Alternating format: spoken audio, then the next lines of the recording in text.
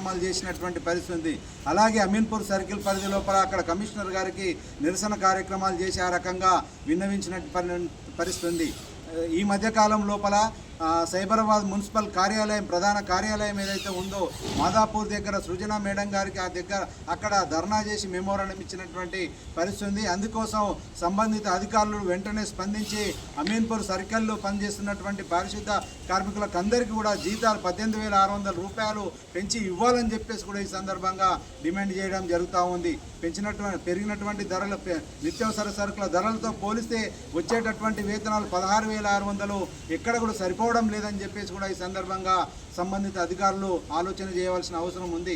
ఇప్పటికే సబ్బులు నూనెలు అట్లనే జిహెచ్ఎంసీ పరిధిలోకి వచ్చినందున యూనిఫామ్లు ఇతర చట్టపరమైనటువంటి సౌకర్యాలు ఇవ్వకుండా దాదాపు 9 నెలల నుంచి ఆ రకంగా సంబంధిత అధికారులు మున్సిపల్ వర్కర్ల పట్ల నిర్లక్ష్యం చేస్తున్నారంటే మున్సిపల్ వర్కర్లను ఆ రకంగా ఇబ్బందులకు గురి చేస్తున్నటువంటి పరిస్థితి ఉందని చెప్పేసి కూడా మనం ఆలోచన చేయవలసిన అవసరం ఉంది.